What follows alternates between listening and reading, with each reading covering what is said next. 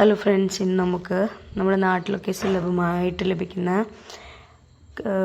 മുരിങ്ങയില വെച്ചിട്ട് നല്ലൊരു പരിപ്പ് കറി ഉണ്ടാക്കിയാലോ. അതിന് വേണ്ടിയിട്ട് പരിപ്പ് വെള്ളത്തിൽ കുതിർത്ത് വെച്ചു. പിന്നെ നമ്മുടെ മുരിങ്ങയില നന്നായിട്ട് വൃത്തിയാക്കി ഇലയിലായി എടുത്തു, കഴുകി വെച്ചിട്ടുണ്ട്.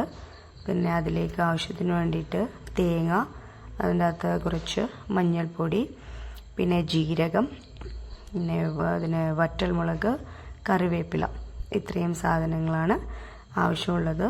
അപ്പോൾ അത് വേവിക്കാൻ വെച്ച സമയം കൊണ്ട് അതിൻ്റെ അരപ്പ് നമുക്ക് റെഡിയാക്കാം. അപ്പോഴത്തേക്കും പരിപ്പ് വെന്തിട്ടുണ്ട്. അത് ഞാൻ ചട്ടിയിലേക്ക് മാറ്റി വെച്ചു. അരപ്പിട്ട് നന്നായി ഒഴിച്ച് ഗ്യാസിൽ വെച്ച് അത് തിളക്കുന്നത് വരെ ഒന്ന് വെയിറ്റ് ചെയ്തു. അത് തിള വരുമ്പോൾ നമ്മൾ വൃത്തിയാക്കി വെച്ച മുരിങ്ങയില അതിലേക്ക് ഇട്ട് കൊടുക്കുക. അപ്പോൾ ഒരു 2 തിള വരുന്നവരെ മാത്രം മതി, മുന്നേ ഒന്നും ഇടേണ്ട ആവശ്യമില്ല. അപ്പോൾ അത് ഒന്ന് തിളച്ച് വരുമ്പോൾ ഗ്യാസ് ഓഫ് ചെയ്തിട്ട് അതിൻ്റെ അകത്തേക്ക് കടുകും, വറ്റൽമുളക്, കറിവേപ്പില, പിന്നെ കുറച്ച് തേങ്ങ ചിരകിയതും കൂടി ഇട്ട് നന്നായിട്ട് മൂപ്പിച്ചെടുക്കുക. തേങ്ങ ഒരു ബ്രൗൺ കളറാകുന്ന വരെ അതിനെ ഇളക്കി മാറ്റുക. അതിനുശേഷം നമുക്ക് നമ്മുടെ കറിയിലേക്ക് അതിനെ വറുത്തിടാം.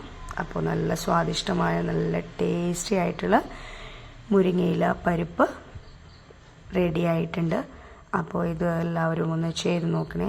നല്ല ടേസ്റ്റാണ്, നല്ല ഹെൽത്തി ആയിട്ടുള്ള ഒരു കറിയാണ്.